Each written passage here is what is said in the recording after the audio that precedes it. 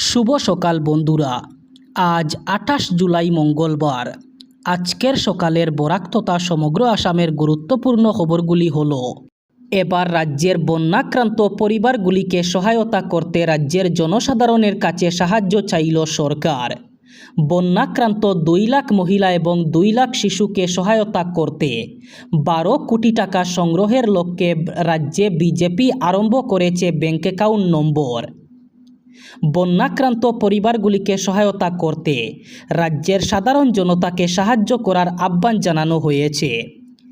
এর মাধ্যমে নির্ধারিত করা হয়েছে ১২ কোটি টাকা সংগ্রহের লক্ষ্য। উল্লেখ্য, যদি সাধারণ জনতা ২,০০০ টাকার নিচে কোনো ধনরাশি দিতে চান তাহলে স্থানীয় বিধায়কের হাতে জমা দিতে পারবেন এবং ২,০০০ অথবা তার বেশি ধনরাশি ভারতীয় জনতা পার্টি অসম প্রদেশের ব্যাংক অ্যাকাউন্টে প্রেরণ করতে পারবেন।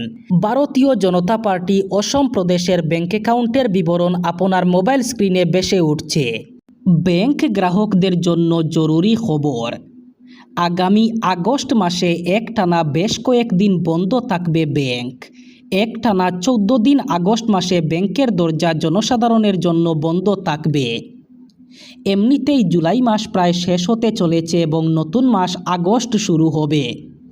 এদিকে আগস্ট মাসের জন্য আরবিআই বিভিন্ন কারণে বিভিন্ন শহরে ছুটি ঘোষণা করেছে। তাই যদি আগামী দিনগুলোতে আপনার ব্যাংকে যাওয়ার পরিকল্পনা থাকে তাহলে প্রথমে আরবিআইয়ের ছুটির দিনগুলো জেনে নেওয়া উচিত।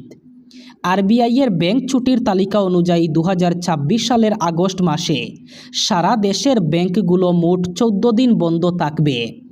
এর মধ্যে রয়েছে রবিবার ও মাসের দ্বিতীয় চতুর্থ শনিবার।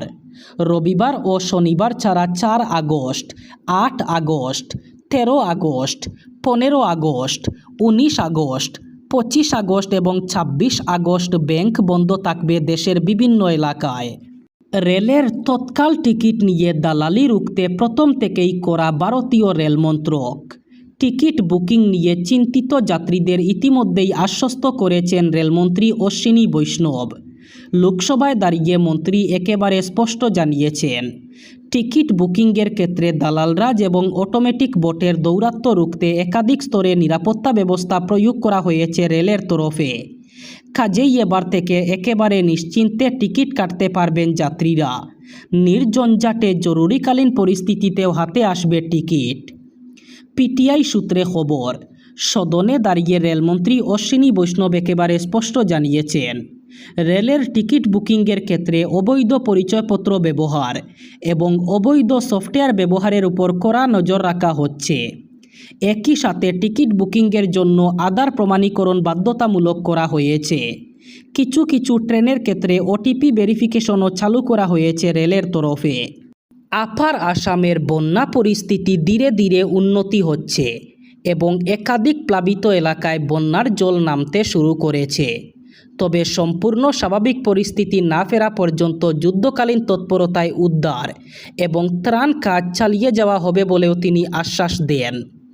গৌহাটির এক এলাকায় জনসভায় যোগ দিয়ে প্রধানমন্ত্রী নরেন্দ্র মোদীর মাসিক রেডিও অনুষ্ঠান মন কি বাত শোনার পর সাংবাদিকদের মুখোমুখি হয়ে মুখ্যমন্ত্রী জানান, বিশেষ করে শিবসাগর জেলার নাজিরা এলাকায় পরিস্থিতির উপর প্রশাসন নিবিড় নজর রাখছে। এই অঞ্চল বন্যায় সবচেয়ে বেশি ক্ষতিগ্রস্ত এলাকাগুলির মধ্যে অন্যতম।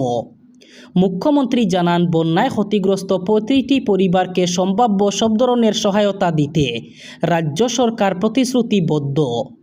এবার নেপালে চলবে ভারতীয় টাকা। ভারত এবং নেপালের নাগরিকদের জন্য সুখবর।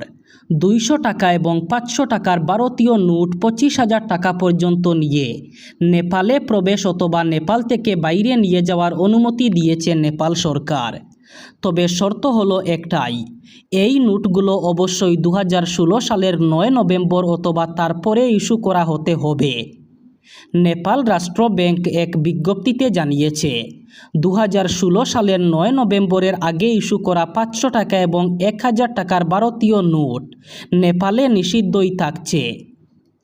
তবে প্রচলিত নিয়ম অনুযায়ী 2016 সালের 9 নভেম্বরের পরে ইস্যু করা 200 এবং 500 টাকার ভারতীয় নোট নেপালি অথবা ভারতীয় নাগরিকরা জনপ্রতি সর্বোচ্চ 25,000 টাকা পর্যন্ত নিয়ে নেপালে প্রবেশ করতে পারবে অথবা নেপাল থেকে বাইরে নিয়ে যেতে পারবেন। ইথানল মিশ্রিত পেট্রোল চালুর বিরোধিতায় এবার আগামী 4 আগস্ট সংসদ অভিযানের ডাক দিল Delhi taxi and tourist transport and tour operators association. এক সাংবাদিক বৈঠকে সংগঠনের পক্ষ থেকে জানানো হয়, E20 জ্বালানি ব্যবহারের ফলে জ্বালানি দক্ষতা, রক্ষণাবেক্ষণের খরচ এবং ইঞ্জিনের কর্মক্ষমতা নিয়ে পরিবহন ব্যবসায়ীদের মধ্যে উদ্বেগ তৈরি হয়েছে। সাংবাদিক বৈঠকে হাতে আখ নিয়ে উপস্থিত হন সংগঠনের সভাপতি সঞ্জয় সম্রাট। তিনি দাবি করেন, দেশের বিভিন্ন প্রান্তের পরিবহন ব্যবসায়ী এবং গাড়ির মালিকদের কাছ থেকে E20 জ্বালানি ব্যবহারের পর একাধিক সমস্যার অভিযোগ পাওয়া গেছে।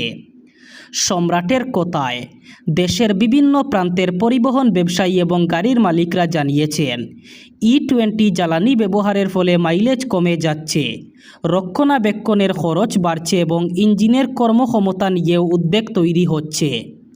2015 সালের আগে তৈরি বহু গাড়ি 20% ইথানল মিশ্রিত পেট্রোল ব্যবহারের উপযোগী নয়। এই ধরনের জ্বালানি মূলত নতুন মডেলের গাড়ির জন্যই উপযুক্ত।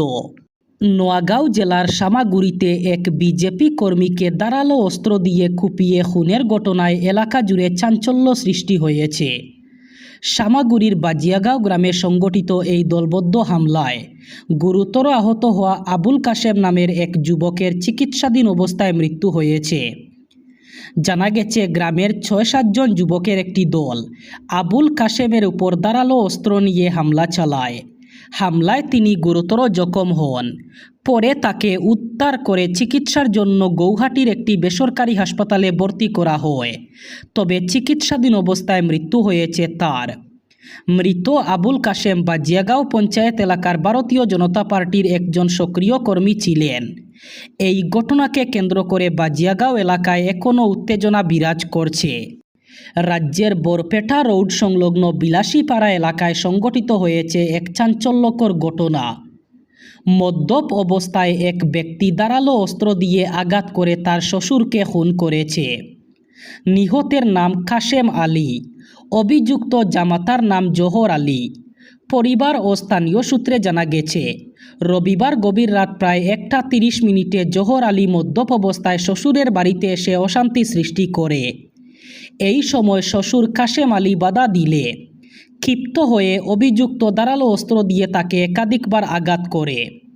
গুরুতর জখম হয়ে ঘটনাস্থলেই মৃত্যু হয় কাশেম আলীর। ঘটনার পর অভিযুক্ত পালানোর চেষ্টা করলে পরিবারের সদস্যদের চিৎকারে স্থানীয় বাসিন্দারা দ্রুত তাকে আটক করে বরপেটা রোড থানার পুলিশকে খবর দেন।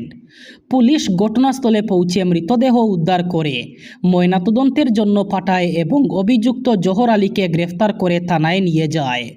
এবার বরাক উপত্যকার 3 জেলার আজকের আবহাওয়ার খবর। আজ 28 জুলাই মঙ্গলবার বরাক উপত্যকার 3 জেলায় গরমের সম্ভাবনা। আজ শিলচর কাছাড়ে সর্বোচ্চ তাপমাত্রা থাকবে 33 ডিগ্রি সেলসিয়াস এবং সর্বনিম্ন তাপমাত্রা থাকবে 26 ডিগ্রি সেলসিয়াস। শ্রীভূমি করিমগঞ্জে আজ সর্বোচ্চ তাপমাত্রা থাকবে 33 ডিগ্রি সেলসিয়াস এবং সর্বনিম্ন তাপমাত্রা থাকবে 26 ডিগ্রি সেলসিয়াস। একইভাবে হাইলাকান্দি জেলায়ও আজ সর্বোচ্চ তাপমাত্রা থাকবে 33 ডিগ্রি সেলসিয়াস এবং সর্বনিম্ন তাপমাত্রা থাকবে 26 ডিগ্রি সেলসিয়াস। এই ছিল আজকের সকালের গুরুত্বপূর্ণ খবরগুলি। ভিডিওটি অবশ্যই লাইক করবেন এবং চ্যানেলটি সাবস্ক্রাইব করবেন।